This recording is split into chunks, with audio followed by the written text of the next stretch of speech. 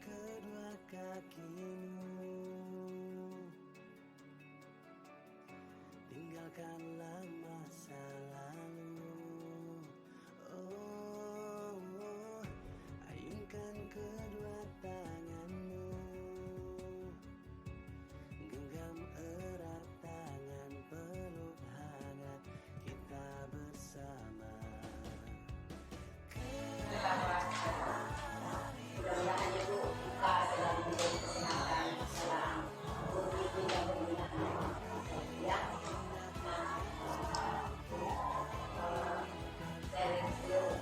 Saya ingin memimpin di sini sekali polemik yang terjadi dengan sekolah ini adalah sekolah yang besar ya, sesuatu yang besar ya. Jadi menghadapi polemik-polemik seperti ini cara mengidentifikasi kasus-kasus yang ditemukan di sini adalah kasus-kasus kriminalitas dan bukan moral. Jadi kalau kita melihat kasus-kasus hampir setiap hari, jadi kalau kita dalam secara khusus tidak dikasih luar biasa kita ada apakah ini termasuk pelanggaran ringan atau berat, sebenarnya tidak langsung melakukan kita melihat dulu sampai pelanggaran yang kita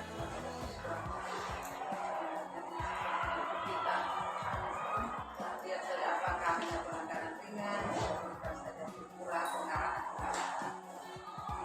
pelanggaran berat ya, tata tertib yang berlaku ya, cuma seperti itu anak-anak yang kita lihat sekarang itu anak-anak sekali pengaruh-pengaruh yang di luar yang dengan penggunaan HP lah.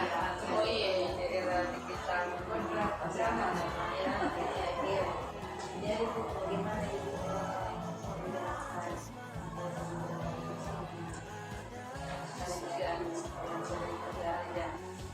terima kasih.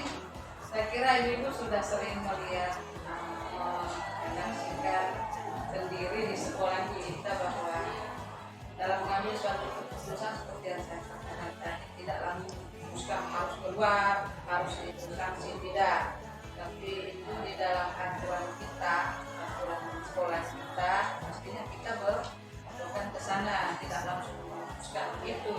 Nah, kalau misalnya anak melanggar, kita lihat sanksinya apa di dalam aturan sekolah kita. Barangkali silakan.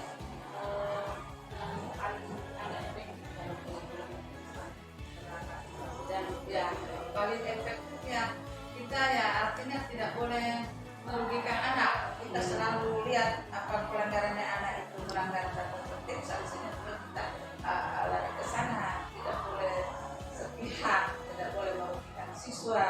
Kita tetap berpacu pada aturan-aturan sekolah kita kan ya, karena dalam arti kalau kita kasih usaha untuk merugikan siswa kan nggak salah juga kita mengambil. Jadi itu salah, dari tetap pada aturan dan tetap berpihak siswa. Apakah kalau berdampak negatif ya usaha itu kita buat. Saya barangkali sedikit itu selama mengikuti sekolah kita itu mungkin ada suatu dilema atau tantangan yang menurut ibu yang sangat berat ya, seperti apa barangkali bisa dibuat. Ya. Pertanyaannya memang bagus. Dari saya kira terus saya katakan tadi bahwa kasus-kasus yang terjadi terkadang juga berat karena terkadang ada, kalau kita mengambil suatu keputusan dan berpihak, terkadang ada intervensi dari pihak-pihak lain, apakah dari pihak keluarganya sendiri, kita tidak tahu, tidak bertanggung jawab. Apalagi situasinya ya, jika lihat sekolah ini ada yang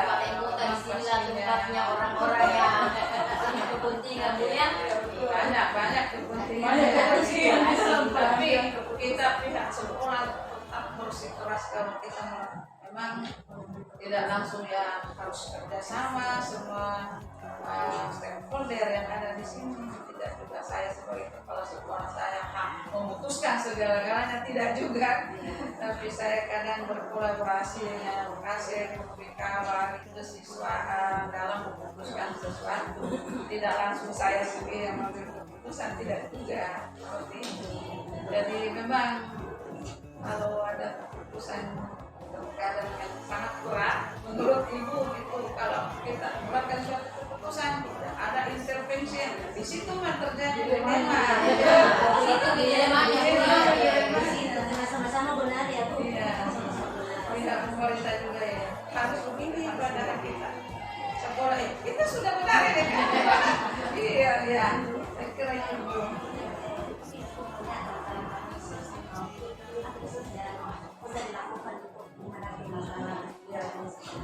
Saya kira seperti yang kita lakukan ini dengan berbagai macam cara kita lakukan dalam menghadapi kasus-kasus anak-anak kita. Kadang kita panggil orang tuanya melalui undangan panggilan dari dekat, sekarang dikunjungi rumahnya, memberikan pemahaman kepada orang tuanya bahwa anaknya di sekolah begini. Kan biasa ada orang tua tidak paham bahwa anakku di sekolah begini. Kenapa anakku di sekolah rumah tidak begitu?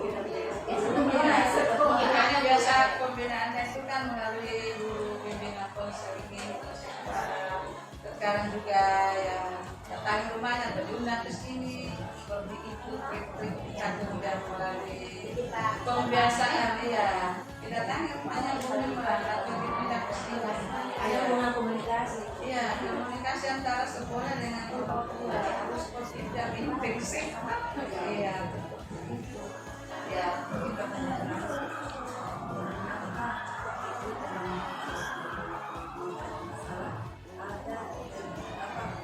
langsung terbersih seketika inspirasi menyelesaikan masalah menyelesaikan masalah yang tiba-tiba saya harus tiba-tiba saja ibu ada inspirasi bahwa seperti ini penyelesaiannya. Kalau dalam melakukan itu ada dilema sekali, penyelesaian yang seketika muncul inspirasi untuk menyelesaikan masalah atau ide penyelesaian kasusnya ini terjadi pada saat menangani kasus yang tiba-tiba ada inspirasi tiba-tiba. kasusnya yang terjadi tiba-tiba. Iya. Penyelesaian langsung idenya itu tiba-tiba. Iya. Sering nih sebenarnya kalau kasusnya ringan-ringan saja. Sebentar saja. Saya sebagai pemimpin harus contohnya saja kasus ini anak-anak disuruh bawa tablet itu sebenarnya saya langsung berpikir gimana ya caranya supaya sampah plastik sekurang bisa minimalisir. Langsung ada inisiatif saya bahwa anak-anak ini harus dibawa tempat makanan supaya yang banyak kantin itu dibawa. Nah, kantinnya juga harus tidak menjual yang mana plastik saja. Ini contoh kecil saja. Jadi kalau contoh besar mungkin perlu proses. Kita tidak disukai pemimpinnya, misalnya guru kasih naik di media, alhamdulillah sampai sekarang masih ada juga. Ada guru biasa yang negatif itu ada di media. Bukan sekolah, wartawan kan semua dari luar. Cuma memang wartawan kan biasa mencari celah-celah apakah dari segi macam-macam kebijakan kita dan pastinya kasus lupa ada memang, tapi alhamdulillah sampai hari ini kita masih bisa selesaikan selesai akibat kerjasama kolaborasi kita semua, Bapak Ibu semuanya. Iya Bu ya, kami ucapkan begini, terima kasih atas waktunya untuk berbincang-bincang seperti ini.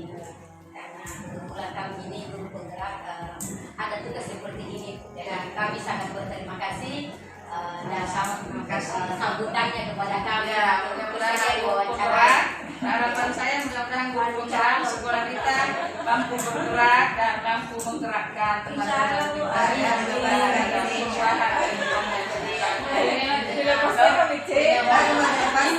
karena perkataan itu adalah doa. Amin. Amin. Jadi alhamdulillah Bu, dengan wawancara ini kami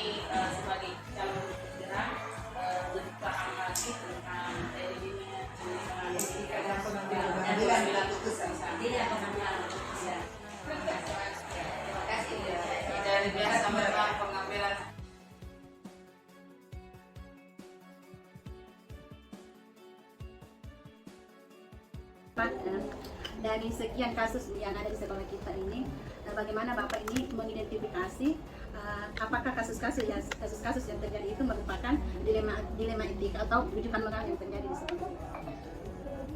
Pastinya dalam satuan pendidikan itu tidak lepas dari masalah. Disitulah kewalian kita sebagai pimpinan bagaimana, kan kita sebenarnya konsepnya ada solusi terhadap persoalan. Jadi persoalan itu nggak boleh dibiarkan saja, tapi harus dicarikan solusi. Kami biasanya di sini dalam mengidentifikasi persoalan kasus yang terjadi di madrasah, kita memiliki, kan di sini ada namanya wakil kepala madrasah. Pertama, ada kemudian wali kelas, ada namanya BK. Nah, masing-masing memiliki posisi strategis dalam penyelesaian masalah.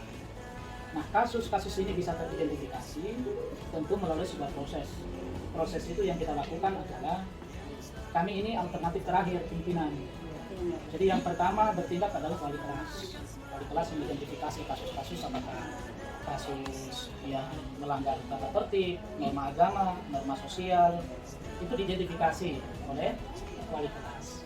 Setelah persoalan itu muncul dan wali kelas memiliki tugas untuk mengidentifikasinya, apabila tidak selesai itu masalah, maka diberikanlah kepada BK. Karena BK ini fungsinya adalah sebagai dokter sekolah, dokter psikiater istilahnya. Maka dia punya fungsi untuk memberikan konseling. Kalau itu persoalannya masalah ya, etika, moral yang tidak baik, misalnya ada perkelahian, ada cacian makian yang sempat kita dengar, itu langsung diberikan konseling dalam konteks tentu konteks penyelesaian. Kalau di situ masih belum masalah, maka ada polisinya. Polisi sekolah itu kan mahasiswa. Ya, Mahkamah Mahasiswa. Dia itu polisi, penegak hukum yang ada tinggi. Iya. Kalau di situ belum selesai, maka di atas meja saya. Kalau di atas meja saya itu antara dikeluarkan dari itu. Kami tegas dalam hal persoalan penanganan kasus. Kalau itu kasus dalam tata tertib kami, kalau kasus itu hanya persoalan kasus-kasus kenakalan itu sudah tidak jadi masalah. Tapi kalau sudah norma agama dilanggar, Bu, di sana contoh ya. Contoh KB ini kan kenakalan remaja sekarang minum-minuman keras, kemudian pacaran yang sampai melampaui batas. Itu kami tidak segan-segan langsung mereka. Tapi kalau hanya perkelahian, cekcok dan mereka kan bisa selesai. Jadi identifikasi dari awal. Ada identifikasi masalah yang besar, ada yang kecil, ada yang sosial, ada yang budaya, ada yang agama. Kita petakan seperti itu. Misalnya di sekolah ini Bapak mengalami kasus seperti ini. Anak itu dia berbakat di olahraga atau di bidang tertentu, tetapi dia nilainya di bidang studinya itu dia ada yang tidak tuntas apa, sehingga gara-gara itu dia misalnya tidak terancam tidak naik kelas atau terancam tidak lulus, atau kalau misalnya dia kalau tidak naik kelas dia akan terancam berhenti sekolah. Bagaimana keputusan Bapak yang Anda ambil? Terus apa tantangan Bapak ini dalam pengambilan kasus dengan status dilema yang diperhadapkan pada sebuah pilihan dilema? Jadi kalau ada kasus begitu itu sering terjadi ya. Kita di sekolah itu banyak juga anak-anak yang kemudian dari aspek kegiatan non-akademik bagus, tapi non-akademiknya kurang bagus, artinya tidak mencapai standar. Padahal ini adalah sudah kenaikan kelas. Maka yang biasa kami lakukan itu adalah kami panggil seluruh wakil kepala, kemudian wali kelas dan guru mata pelajaran. Nah, setelah kami melakukan rembukan dengan konsep bukan konsep mau termasuk kasih sayang, tidak, tapi diberikan kebijakan semacam waktu dengan waktu. Meskipun itu sudah lewat. Ya, diberikan apalagi berprestasi tadi kan. Ya, prestasi. Setelah diberikan tenggang lewat, oke, kesepakatan bersama. Apabila di waktu itu tidak bisa menunaikan tugasnya dengan baik, maka sudah tetap kita pada posisi peraturan akademik dan bisa naik kelas. Sama kita di sekolah nih. Keadilan lawan kasih sayang. Sama di sekolah kan Karena peraturan berbasis peraturan. Di satu sisi kita juga itu Dilema itu. tetap kita berikan kebijakan. Tetap ada Karena di sama satu kita sisi tuh biasa sampai tanggal sekian kan medinya. di satu sisi beliau sudah berkonstitusi asal Bagi nama baik sekolah. bahkan kalau di peraturan akademik diberikan dispensasi sebenarnya di peraturan kami. Itu sebenarnya terjadi. Ada pembelokan sedikit. Terus yang sana ada negosiasi. Iya. Betul, betul. Di dalam peraturan akademika itu siapapun itu yang berprestasi, mulai dari pembina, Iya. Kita tidak peduli. tidak peduli itu, tetap saya tekankan diberikan dispensasi. Itu yang termaktub di dalam peraturan akademika. Cuma tidak enaknya itu kalau makanya supaya untuk memberikan pelajaran kepada semua diberikan. Artinya Pak, di dalam aturan itu selalu ada kebijakan. Betul, betul. Iya, itu di situ kuncinya. Bukan kitab suci. Iya, iya. Iya, kasih Iya, ya. iya. Selanjutnya ya Kak, selama ini langkah-langkah atau prosedur apa saja yang biasa Bapak lakukan untuk menangani kasus seperti tadi dan seperti Matematika dengan Jika? Ya. Kami selalu melibatkan seluruh stakeholder. Dalam hal ini yang berkepentingan. Tidak kami ambil keputusan sendiri. Ya, termasuk orang tua diundang. Apalagi itu yang bersifat apa namanya itu moral. Iya, tunjukkan moral. Ya, karena begini, skenario bukan skenario, jalan menceritakan. Anak, orang tua menitipkan anak kepada kita baik-baik. Iya. Tentu tugas kita adalah melakukan pembinaan dan seterusnya. Adapun dalam prosesnya itu, kalau ada masalah, maka tugas kami adalah menyelesaikan. Tentu penyelesaian ini bukan hanya kami yang punya power, tapi seluruh yang berkepentingan, wakil kepala, kesiswaan, wali kelas, orang tua. Nah, orang tua ini kita ajak bicara. Nah, cuman masalahnya, kalau ini kemudian persoalannya sudah melampaui tadi yang saya bilang, maka dengan terpaksa kami harus Misalnya ada yang sempat bagaimana menurut Bapak? pernah di kasus sampai ke DPR. sampai di DPR lagi. Ya, sudah kelas 3 tuh. Ya ini kasus anak remaja digerebek sama orang, terus sudah menyebar kemana-mana. Kita kan punya marwah, menjaga institusi nama baik, dan kita juga punya aturan lain. Itu hari sampai dipanggil ke DPR kami sampaikan, kalau kita biarkan yang seperti ini dan kita anggap itu hal yang lumrah dan biasa, maka ini akan diikuti oleh semuanya. Maka kami mengambil keputusan untuk kami kawalkan, meskipun itu sampai DPR nggak bisa macam-macam DPR sampai dipanggil. Jadi kami selaku pimpinan mesti bertanggung jawab memberikan argumen yang rasional, yang masuk akal, dan bisa cuma kasih solusi itu tadi. Kita berikan jalan paket, tidak serta-merta. Iya, Berarti di sini ada letaknya pembentukan jangka panjang, jangka pendek. Dapat di situ Pak. Kalau bergerak begitu dia. Iya, maksudnya ada keputusan yang ambil.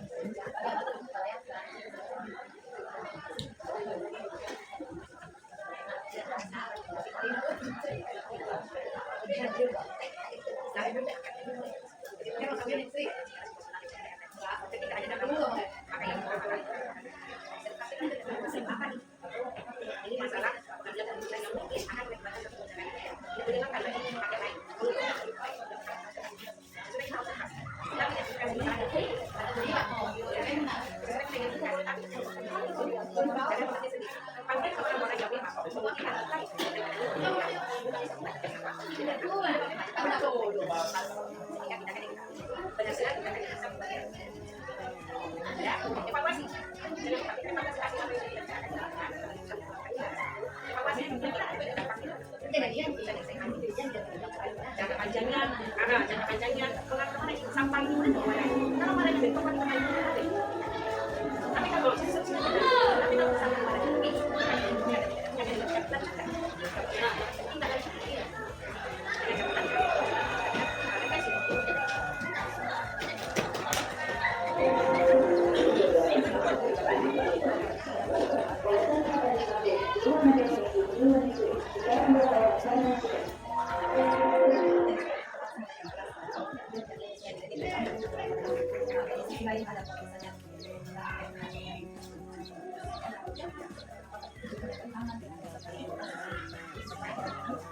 tapi kalau kemudian itu ada lagi apakah itu pernah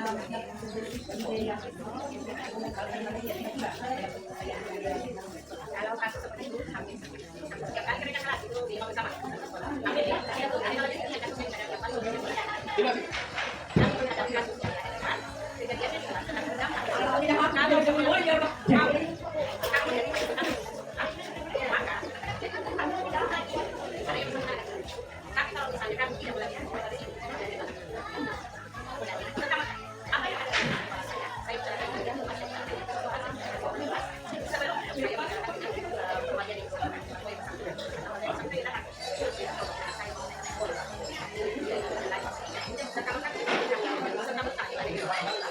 Oke, silakan guys.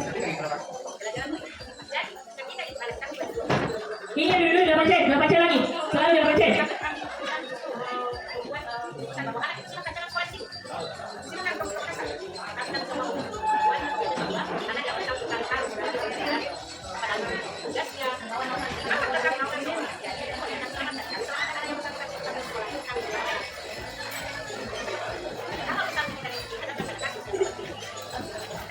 Kelas 7C ditutup pintu.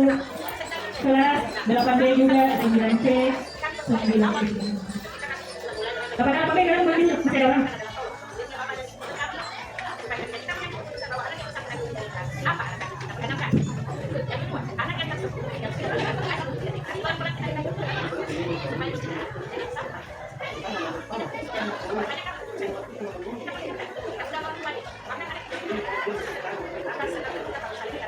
Kelas 7C masih ada orang?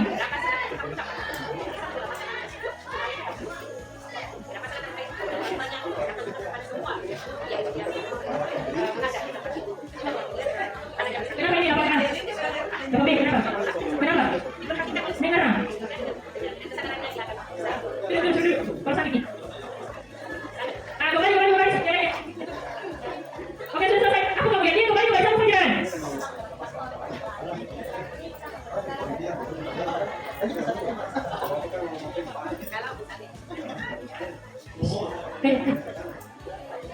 Suaranya. Suara. Suara.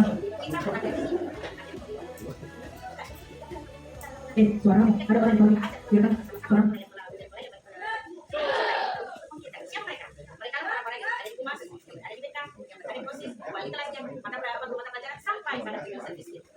Mereka semua itu tidak boleh sendiri. Ya, karena kalau misalnya sendiri mencari sendiri, tidak boleh harus paling penting posisikan mereka terhadap proporsional kompetensi mereka. Saya di rumah, ini loh sudah dari perkenalkan jadi aku bicara tentang cuma saja ketika ada kasus dari kasus saya dari masyarakat. Saya berada di masyarakat, saya tahu apa kebutuhan sesuatu masyarakat dalam kasus ini. Tapi kita bicara sebagai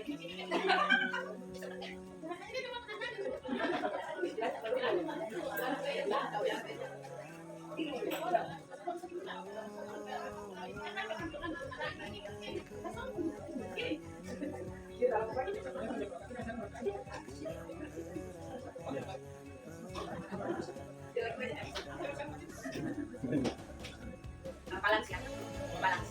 Kadang dalam satu hari itu dua sama ada balance. Jadi kalau misalnya Assalamualaikum warahmatullahi wabarakatuh. karena ini sekarang kita kalau tidak ada sebentar ada dua kasus. Ekskul pramukanya sebentar sore. Jam 3 sore. Bawa ayunan ini udah sholat ya? Dengan yang tadi cuma minta izin ke saya itu cuma memang cowok, memang itu cewek. Cuma izin ke saya untuk dia di sekolah pulang. Dan besok untuk gilirannya kelas 7 yang sholat duha. Untuk kelas 7 juga saya sudah seperti biasa ya, sholat di lapangan, tidak lagi di masjid kecuali hujan. Jadi saya ulangi bahwa songkok sama sejadah ini yang lagi biasa pasti. Sejadah. Waktu awal dan besok. Dan untuk hari ini sekian saja. Saya tidak perlu mengucapkan, wabillahi taufiq wal hidayah. Assalamualaikum warahmatullahi wabarakatuh.